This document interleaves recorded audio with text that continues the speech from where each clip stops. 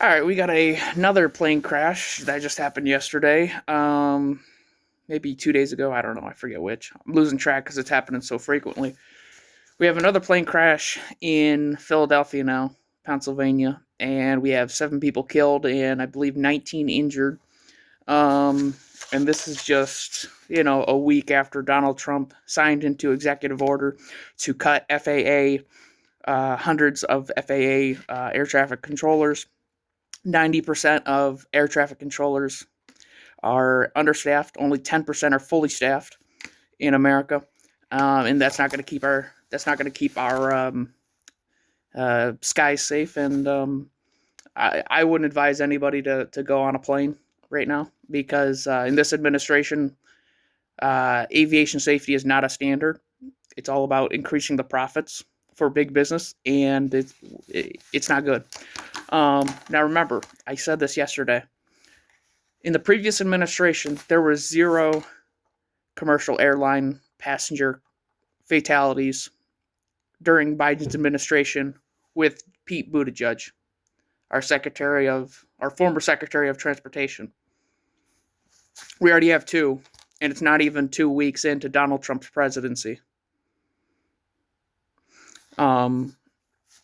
So on top of that, we had 7 people killed in that plane crash. I believe it was one person in a car. 6 people total in the plane. And what makes me almost want to bawl is that it was a plane from Tijuana. That was a woman that, well, actually, not even a woman. It was a little girl. It was a 5-year-old girl with a life-saving medical procedure that she just received in the United States, and I believe was going to fly back to Mexico. That was going to go from Philadelphia to Missouri, and then Missouri, I assume, to Mexico.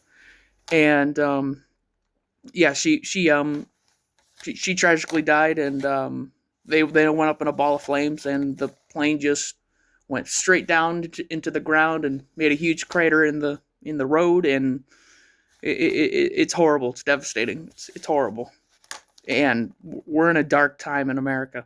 We really are.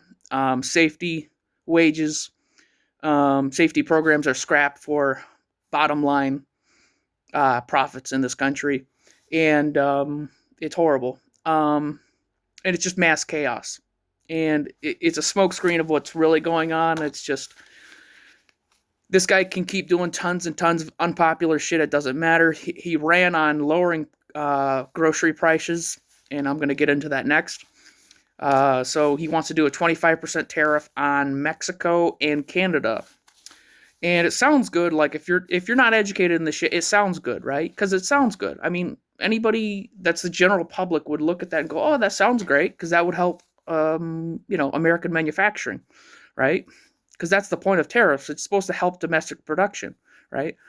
The thing is, though, is this doesn't, because we rely heavily, and I say heavily, a lot, tens of billions of dollars on imports from Mexico and Canada. And Canada, our friendly neighbor to the north, actually helped us a ton in the California wildfires, massively. They took their own water from our waterways and dumped it on the fires to help out with our fires. You know, just a great neighbor, a great neighbor country. But he wants to slap 25% tariffs on Mexico and Canada.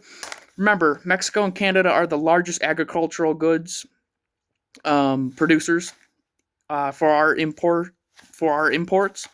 Mexico is our largest fruit and vegetable importer that we import from. And Canada itself leads in grain, livestock, meats, poultry, and seafood. So if you want to get king crab or snow crab from Canada, it's going to be much more expensive. Now, we already know crab is already expensive. It's going to be much more expensive. Grain's going to go up, so bread's going to go up. Meat's going to go up. Poultry's going to go up. Chicken, turkey, beef, pork, everything's going to go up. And he ran on lowering grocery prices for everyday Americans. And in fact, he's exacerbating the problem, because what's going to happen with these companies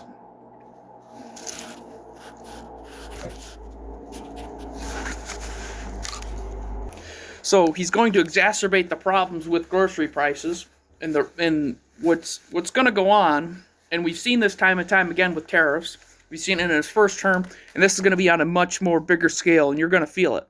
Even Trump supporters are going to feel it. Whether you love him or hate him, I don't care. You're going to feel it. So how it's going to work is it's going to be a tax on every imported good from Mexico and Canada, which we get a ton. We get a majority of our food and vegetables and livestock and meat, crab. I can just give you an example of how much this impacts us. Oranges, apples, limes, lemons, crab, chicken, beef, pork, grain, flour, our flour to make our breads. Like, this is everyday things that impact everyday Americans, and it's going to massively drive up the cost of goods in America, and it's already horrible. Now, where was I going with this? I lost my train of thought. So this is going to drive up the goods, but how's it going to actually impact you, right? Because that's the biggest thing. Is as I can talk about all this all I want, but how's it going to impact everyday people, even Trump supporters? How's it going to impact me? How's it going to impact you? How's it going to impact my neighbors, my coworkers, everybody around me? Well, this tax, it's a tax on these imported goods, right? But to offset that tax that these corporations have to pay, all of these manufacturers and these food companies are going to massively increase their prices of their goods to offset that cost, because in our rugged capitalist system, they're not going to eat that cost freely. That's not how a business runs. That's not how our rugged capitalist system that needs reformed works. They're going to pass that cost on to you, the consumer, and goods are going to go up. And this also impacts everyday manufacturing people too. So if we want to make apple juice or orange juice, everything's going to go up, right? It's not just food. It's even drinks. Fruit juice, for example. Orange juice is going to go up. Milk is going to go up. Everything's going to go up. And we've heard, even before the election, you've heard Trump supporters talk about milk being like $10 a gallon, which is, I've never seen that, but I'll just take their word on it, even though I know it's bullshit. Everything's going to go up under this guy that you guys said was to lower grocery prices that supposedly Joe Biden did. Well, he's literally impacting this, and I'll give you an example. $8.6 billion every year in America we get grain from Canada, okay? $6.4 billion every year in America we get from livestock imported from Canada for our beef, poultry, chicken, turkey, whatever. $10.8 billion we get from Mexico in fruit. That also includes, I assume, avocados, because avocados are considered a fruit. And people love their avocados. They love their guacamole. They love their salsa. They love their tomatoes. All that stuff comes from Mexico. Everything's going to go up.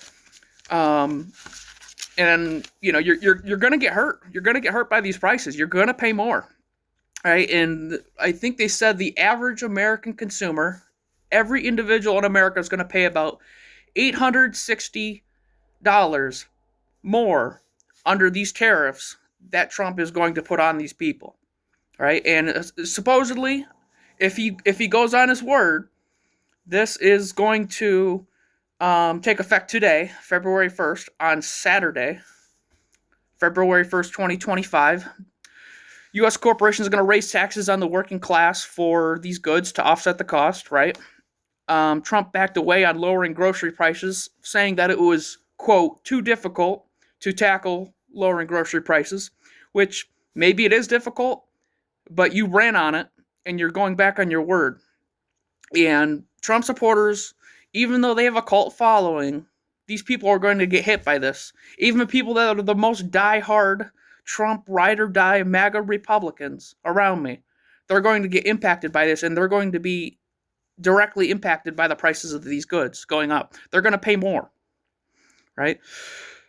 So we also have a problem with Trump. He wants to use troops in Mexico to fight off the Mexican drug cartels. He wants to declare a national security measure which would override Congress to declare war on another country, which would put our troops in danger, to declare war on Mexico, and deploy troops in Mexico. He wants to declare war on Panama to take control of the Panama Canal, which is used by all of our other nations and all of our allies for international trade in the international order.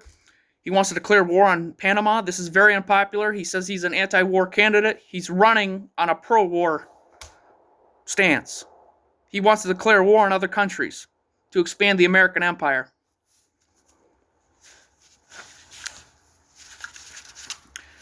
And but to close out though, yeah, it's massively unpopular. Will MAGA see it? Right now, I don't know. But in the times to come, the months to come, the years to come, prices are going to go up if he does all this. If he does all these tariffs like he says he does, it's going to impact everyday consumers like you and me. Prices of everyday goods are going to go up. Wages are going to remain stagnant, and we have a potential economic financial analyst that's saying on Secular Talks YouTube channel just a couple days ago that we are in an economic bubble that's about to burst. Worse than the recession of 1929 before the Great Depression. So buckle up. We have increased consumer goods going up. We have food prices going up. And this guy is not tackling the price gouging capitalist scum that are driving up prices. He's trying to appeal to his base by talking about tariffs, but these tariffs are going to backfire.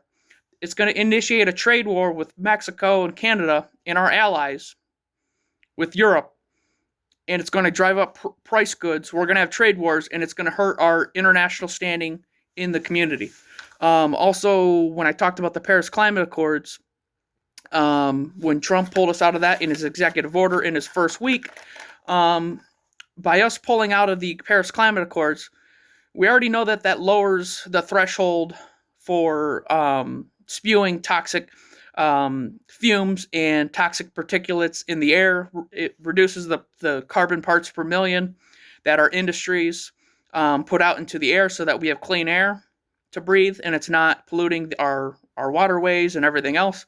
But by him pulling us out of the Paris Climate Accord, it's actually hurting our standing in the world, and it's raising the power of China, because now China has also taken over in excuse me, not the Paris Climate Accord. The World Health Organization, Donald Trump pulled us out of in an executive order, and now China has now taken full control of the absence of the United States, and now is rising to power. So who's benefiting from all this? China. China is benefiting. They're becoming the next superpower over the United States, and this only hurts American democracy. It only hurts the American empire, and it hurts everyday American workers and consumers, and it hurts our standing in the world. That's what it does, and it's making China a bigger superpower that's just going to take over in the absence of the United States. So buckle up. It's going to be a rough 4 years. Peace.